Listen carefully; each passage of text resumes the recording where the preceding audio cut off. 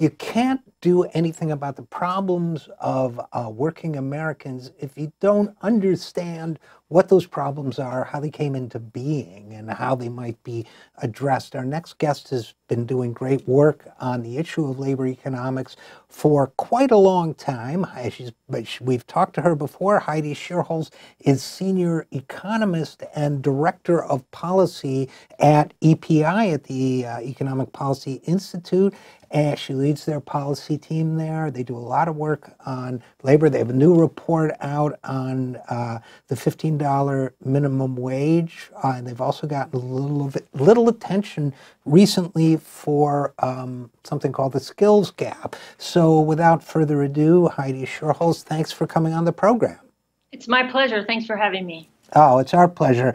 And I want to read something that you wrote in 2014, the beginning of 2014, so that's 5 years ago. Is there really a shortage of skilled workers? Because we were being told, and I always wondered about this, we were being told that the reason why certain jobs were going unfilled is because American workers just weren't trained for the jobs of today. And I never quite understood why they were pretty well trained for the jobs of today in 2007 and then not well trained in 2008 and beyond.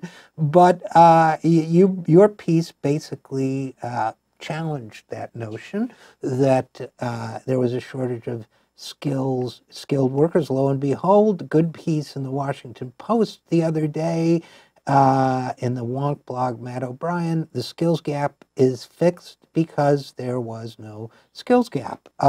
So why did we think there was a skills gap? Why did we think that American workers just didn't have the know-how to do the jobs of today? One of the reasons this always comes up, and it comes up early on in the recovery from recessions over and over and over again. So I'm telling you this right now, you can absolutely expect that this sort of specter of a skills gap will almost surely be raised again in the recovery from the next recession, whenever that is, that we will, when the unemployment rate is high. And I think the thing that's underlying this is policymakers actually want an excuse to not do the things that they need to do fiscal policy-wise to increase demand. Because the real problem is not that workers don't have the right skills, it's that there's just not enough demand in the economy for work to be done. And so since policymakers want to make excuses so that they don't have to do more stimulus to boost aggregate demand, instead they're really happy to have this sort of chattering class will say, the problem isn't that there's not enough work to be done. There's plenty of work to be done. It's just that we don't have the workers that can do that work.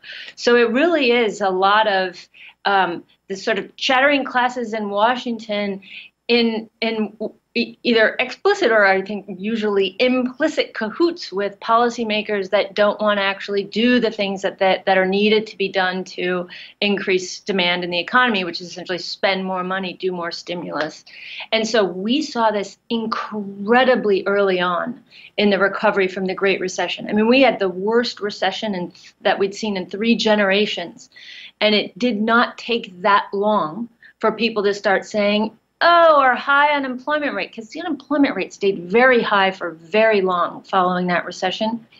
Did not take long for people to say, it's not that there's a demand problem in the economy. It's just that we don't have workers that can do this work.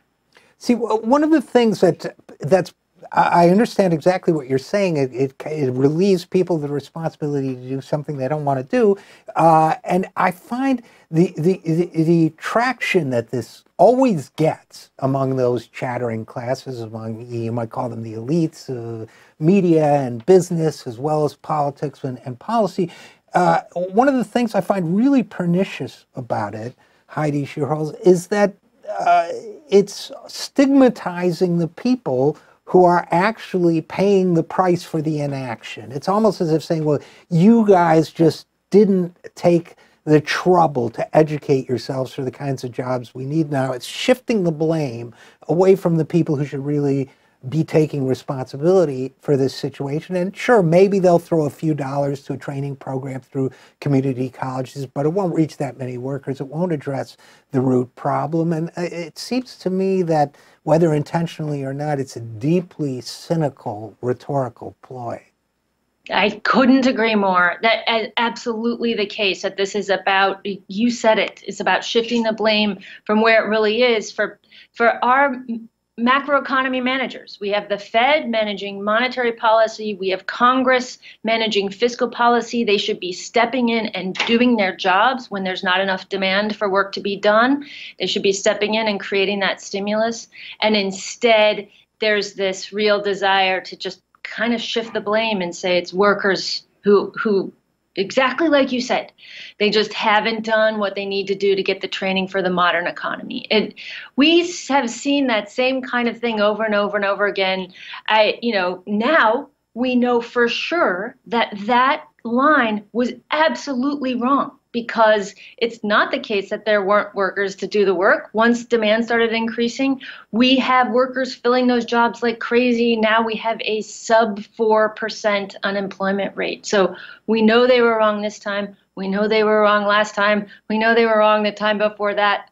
I'm under no illusion that this won't come up again in the future, but it's clear now that the skills gap that was at least talked about in this recovery, there's nothing of the sort. Well, and you just raised a great point, which I want to emphasize for our audience, which is with unemployment so low now, I don't remember a massive training program between 2012 and now. Hello. So I just wanted to underscore that. Also, it strikes me that that if you pay people enough, they will do what it takes to get the job. I mean, that's what I understand of economic theory. So apparently maybe paying more for the jobs that were going unfilled during this period of time. Is that a factor here too? Yes, that is the footprint of a bona fide skill shortage. That if there is a real skill shortage, we know we know exactly what employers could do to solve it, and that is to raise the wages of the workers they're trying to attract. They may not be able to find the workers they need among the unemployed if there's a bona fide skills shortage. And so what they'll do is they will raise wages to try to poach them from other employers, who will then raise their wages to try to keep the workers that they need. So you see this accelerating wage growth when there is a true shortage of labor. And so that was one of the things we really talked about 5-6 years ago when people were bringing up the idea of a labor shortage. It was, where's the wage growth that would signify that we did have a bona fide skills shortage going on? It was nowhere to be found. Instead, what it was, instead what it was is people just wanting to shift the blame onto workers rather than really do something about what was going on in the macroeconomy. And I'm afraid you're right. I'm afraid we're going to see that trick again. And again, we're talking with Heidi Shierholz, Senior Economist and Director of Policy at EPI. And let's pivot a little bit. You guys just released a piece on why America needs a $15 minimum wage, and you guys are studying or studied or propose raising it in steps up to $15 by 2024. We've covered it on the show before. Then from there on, adjusting the minimum wage every year to keep pace with overall growth, wage growth, which is something that's not currently written into minimum wage law, which is why the minimum wage is so crummy now in real dollars. But I guess I would start with this. Raising the minimum wage to $15, who would be helped by that? Just minimum wage workers, just people between the current minimum wage and 15, or more than that? It's a little bit more. So when you raise the minimum wage, the people who earn below the minimum wage get the boost to the minimum wage. But then you also see this, what economists call spillover effect. It's not just economists that say that, but this broader, more indirect effect as employers employers want to preserve their internal wage ladders. And so they will, if the minimum wage gets increased, people who earn slightly above the minimum wage also tend to get a bit of a boost so employers can keep those wage ladders in place. And so you see some spillover effect. It doesn't go way up the wage ladder. Like, we're not going to see people who are currently making $30 an hour also getting a raise as a result of the minimum wage increase. But it does mean that the effect is a little bit broader than just people earning the minimum wage. And what about, did you guys look at all at this macro effect of this? I would assume that if the people at the low end of the wage spectrum have more money in their pocket, they'll spend more, and there'll be a kind of stimulus effect from that? Yep, that's a key point. It's raising the minimum wage is not a jobs creation program, but it will generate some jobs by exactly the logic that you said. You're getting money into the pockets of low-wage workers who are almost by definition the people who are going to have very little choice other than to just spend that money immediately on things they need. So that's stimulus. That's good for communities. And to the extent that's going into communities where you have a lot of low-wage workers, it's going into those local communities, that means a lot. So it's a good, that kind of redistribution is actually really healthy for the macroeconomy. So, and another thing you hear a lot is that people have indicated, certain cities, for example, have raised the minimum wage. We heard all sorts of naysaying that people would lose jobs because employers couldn't afford to employ them at those wages. And leaving aside the moral question of whether you should employ people at below subsistence wages, that hasn't turned out to be the case, has it? That people have lost jobs in cities that raise the minimum wage? Yeah, there is. So that employment effect of the minimum wage is one of, if not the most studied thing amongst labor market economists, because of this sort of amazing experiments that are going on all the time, where you have like one state raising their minimum wage and a similar state right next door not raising its minimum wage. So you can compare what happened between the two, and on and on and on, because we have this system where you have a federal wage floor, and then you have all these states and localities raising their wages at different times. It just provides a ton of really useful experimentation. So there's a lot of work on this, and by far the weight of the evidence from that huge body of rigorous literature is that minimum wage increases that we have seen have increased the wages of low-wage workers and have not caused employment declines. So it is a really robust economic finding that you can raise the minimum wage, you're getting money into the pockets of low-wage workers, and you will not cause, on net, there may be some workers that lose their job, but on net, the total number of jobs for low-wage workers is essentially unaffected by increases in the minimum wage.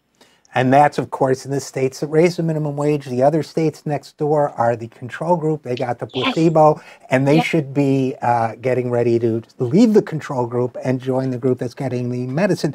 Now, the last question I have for you is, I guess, regional variation. Because, you know, that's a huge issue. $15 may provide you a living wage in Fargo, North Dakota, just to pick a name.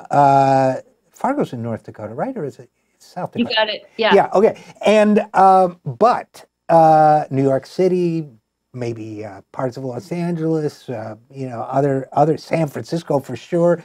It's not going to be enough, right? Right. So we actually do have a pretty nice system where the federal minimum wage provides this broad floor. No state can set their minimum wage lower than the federal minimum wage. They can, but people can't legally pay below the federal minimum wage. And then states and localities have the option to go higher than that if they want to. So it actually is a system that works pretty well in many circumstances where you have the opportunity for higher wage areas to go higher, and they absolutely are. Right now, the problem is not that we're not seeing these localities and states with higher minimum wage. We're seeing that everywhere. The problem right now is that the federal floor is just too low. So in states where there is no political will to raise the minimum wage, they're really languishing with this extremely low minimum wage right now.